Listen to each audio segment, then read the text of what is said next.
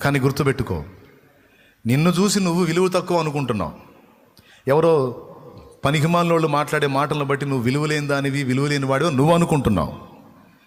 కానీ మెకానిక్ దగ్గర చూడండి, పెద్ద రెంచికి ఏమో విలువ ఎక్కువను, చిన్న రెంచికి విలువ తక్కువ ఉంటుందా?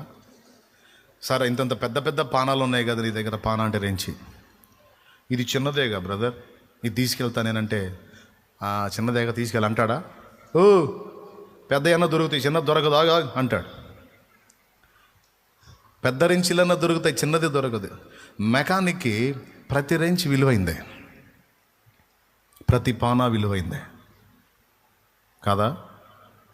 అలాగే మనం కూడా సృష్టికర్త దృష్టిలో నీకు నువ్వు విలువ లేని వాడివి, విలువ లేనిదని కావచ్చు. సమాజం దృష్టిలో కూడా నీకు అంత విలువ లేకపోయి ఉండొచ్చు, కానీ నిన్ను నిర్మించిన సృష్టికర్త దృష్టిలో మాత్రం నువ్వు చాలా విలువైన వ్యక్తివి, చాలా విలువైన పాత్రవి. ఎంత విలువ అంటే నీ కోసం కూడా ప్రాణం పెట్టేంత విలువ, చచ్చిపోయేంత విలువ. చెప్పు, నీ కోసం చచ్చిపోలేదా? మరి నువ్వు అనుకుంటున్నావుగా, నాకే విలువ లేదు, నాది ఒక బతుకేనా, వాళ్ళు చూడు ఎట్టున్నారో, వీళ్ళు చూడు ఎట్టున్నారో, చూ నా బతుకు జడా, చీనా జీవితం చాలా అనుకుంటున్నావుగా, చాలాసార్లు తిట్టుకున్నావుగా, సణుక్కున్నావుగా. మరి నీ కోసం చచ్చిపోయాడు లేదా? మరి విలువ లేనివాడు అయితే ఎందుకు చచ్చిపోయాడు నీకోసం? విలువ లేని దానివైతే నీకోసం ఎందుకు చచ్చిపోయాడమ్మా? నా దగ్గర డబ్బులు లేవు, అన్ని అప్పులు, నన్ను అవమానంగా మాట్లాడుతున్నారు, చీ నా బతుకు, తూ నా బతుకు అంటున్నావు కదా. విలువ లేని దాని అంటున్నావు కదా, విలువ లేనివాడు అంటున్నావు కదా. మరి ఎందుకు చచ్చిపోయాడు? విలువ లేని దానికోసం నువ్వు ప్రాణం పెడతావా? పనికి మాలిన దానికోసం నువ్వు ప్రాణం పెడతావా? కనీసం కష్టపడతావా? చచ్చిపోయాడుగా తమ్ముడు నీకోసం, చచ్చిపోయాడుగా చెల్లి నీకోసం. లేదు నువ్వంటే ప్రేమ ఆయనకి, విలువ లేదు నువ్వంటే ఆయనకి. లోకమంతా చూసి నన్ను ఏడిపించిన, జాలితో నన్ను చేరదీసిన, లోకమంతా చూచి నన్ను ఏడిపించిన, జాలితో నన్ను చేరదీసిన, ఒంటరినయ్య నా తోడు నిలువవా, ఒంటరినయ్య నా తోడు నిలువవా, దావీదు కుమారుడా నన్ను దాటిపోకయ్యా, నజరేతువాడ నన్ను విడిచిపోకయ్యా, దావీదు కుమారుడా దాటిపోకయ్యా, నజరేతువాడ నన్ను విడిచిపోకయ్యా, నీవు తప్ప నాకీ లోకంలో ఎవరున్నారయ్యా, నీకు తప్ప నాలో ఎవరికి చోటే లేదయ్యా. అది లోకమంతా నిన్ను విడిచినా ఆయన విడవడు, ప్రాణం పెట్టి ప్రేమించాడు నీకు.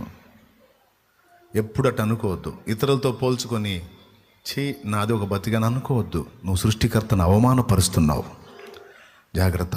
సృష్టికర్తని నిందిస్తున్నావు. నీ లైఫ్ ఎంత విలువైందో ఈరోజు జనానికి అర్థం కాకపోవచ్చు, ఒకరోజు అర్థమయ్యేటట్టు చేస్తాడు ఆయన.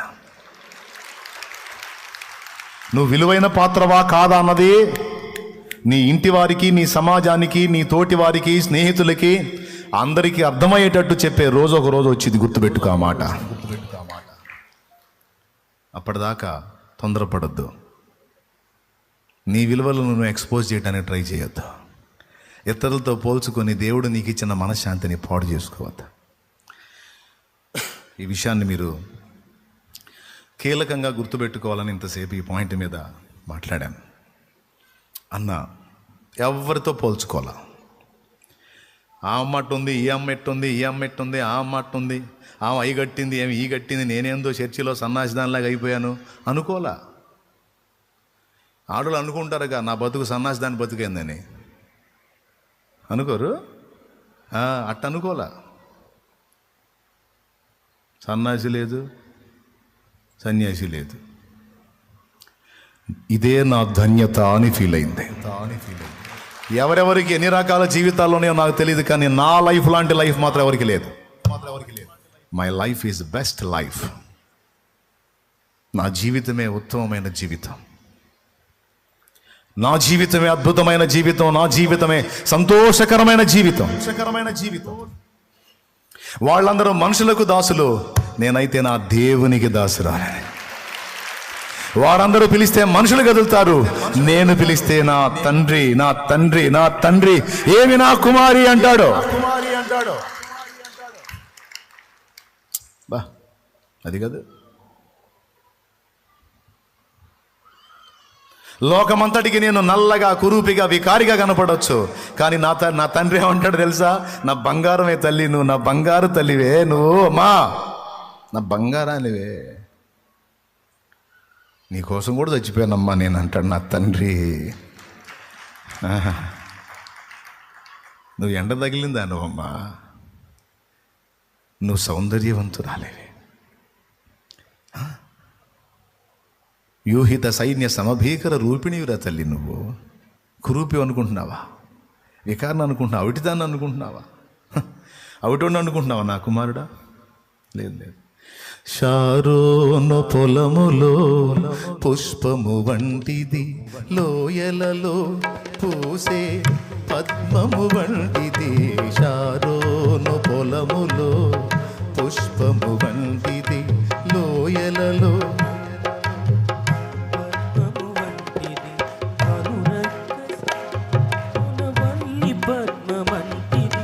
బలు రక్కసి చెట్లలో నవల్లి పద్మమంటిది. ముడత మచ్చ కళంకము లేనిది, ముడత మచ్చ కళంకము లేనిది. యూహిత సైన్య సమభీకర రూపిణియగు ఈమె ఎవరు? యూహిత సైన్య సమభీకర రూపిణియగు ఈమె ఎవరు?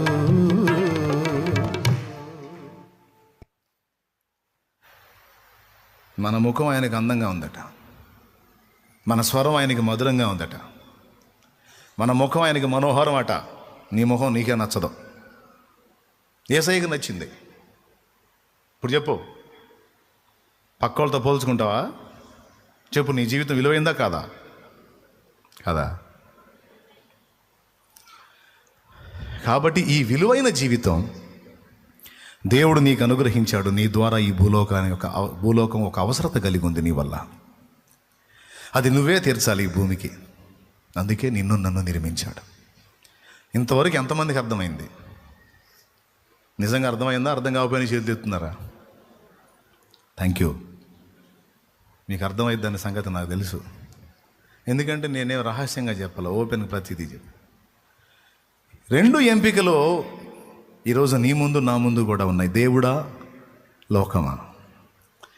దేవుడా లోకమా?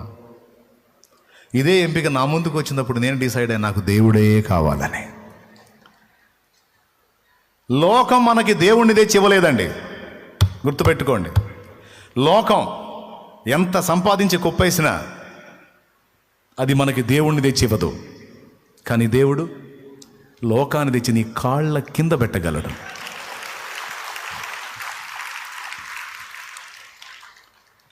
అర్థమైందా? లోకాన్ని తెచ్చి నీ కాళ్ళ కింద పెట్టగలుగుతాడు. కానీ లోకం దేవుడిని ఇచ్చిద్దా? నీకు భ్రష్టత్వాన్ని ఇచ్చిద్ది, పాపాన్ని ఇచ్చిద్ది, నాశనాన్ని ఇచ్చిద్ది, నష్టాన్ని ఇచ్చిద్ది. కానీ దేవుడు నీకు అవసరమైన దాన్ని నీ కాళ్ళ దగ్గర తెచ్చి పడేస్తాడు.